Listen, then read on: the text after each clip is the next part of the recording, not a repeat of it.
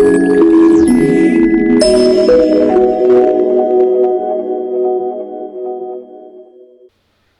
आप माइग्रेन से परेशान हो? माइग्रेन को रोकना चाहते हो फॉर लाइफ टाइम?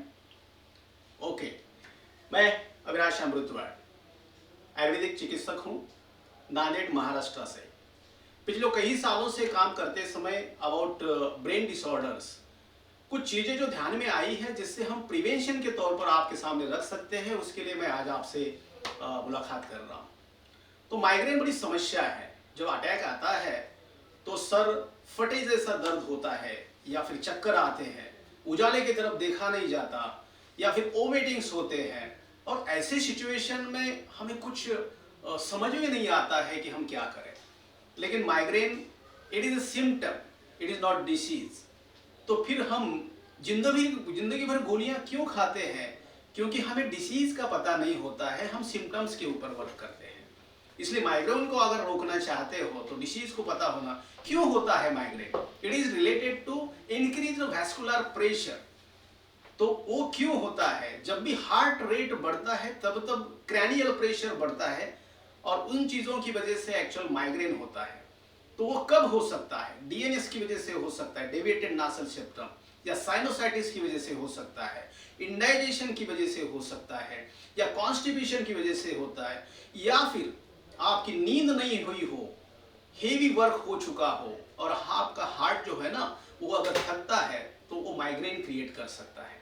इसलिए अगर प्रिवेंशन के तौर पर, क्योंकि माइग्रेन अबाउट मेडिसिन, उसके लिए तो आपको डायग्नोसिस करना पड़ेगा या फिर डॉक्टर्स के पास या हॉस्पिटल में जाके दवाइयाँ लेनी पड़ेगी। लेकिन आप रिपीटेड माइग्रेन नहीं चाहते हो तो कुछ टिप्स मैं बताने जा रहा हूँ जिसको आप गौर करिए। एक, वेकअप टाइम।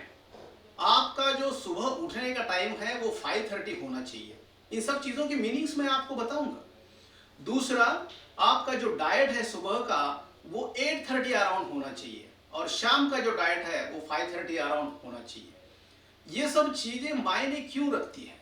क्योंकि सभी चीज़ें अगर इंडाइजेशन में से आती है, और फर्स्ट ऑफ ऑल मैं इंडाइजेशन प्रिवेंट करूं तो माइग्रेन भी नहीं आएगा।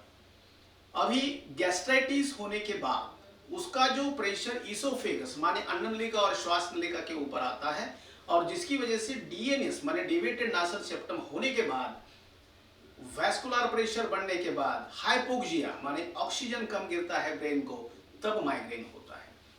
सो इंडाइजेशन अगर मैं अवॉइड करूं तो माइग्रेन भी अवॉइड हो सकता है। कई सारी थियरीज है, जैसे मैंने उसके ऊपर स्पेशली रिसर्च करके ब्रह्मानस्य थेरेपी नाक के ऊपर काम किया है। अगर नाजल सेप्टम खुल जाता है तो माइग्रेन रुक जाता है। या that means prevention is better than cure. वो एक चीज लाइक ब्रह्मानस्य जैसी आपका माइग्रेन प्रिवेंट कर सकती है। लेकिन खान पीन के बारे में आपको सोचना जरूरी है। जो भी चीजों से आपको गौर करना है कि एसिडिटी कैसे कम हो सकती है, वो चीज आपको माइग्रेन से दूर रख सकती है। इसलिए हॉस्पिटल्स में जाके सीटी या एमआरआई निकाल के कुछ हासिल अगर नहीं होता है तो आपको एनालाइज करना, खुद की गलती की तरफ देखना जरूरी है। जहां पे सॉल्यूशन है वहीं पे कंसंट्रेट करो, और जो भी गलतियां होती है जस्ट राइट डाउन। और मुझे ये कहना है कि हर चीज के लिए दवाखाना नहीं है या क्लिनिक्स नहीं है, आपको खुद को भी एनालाइज करना जरूरी है।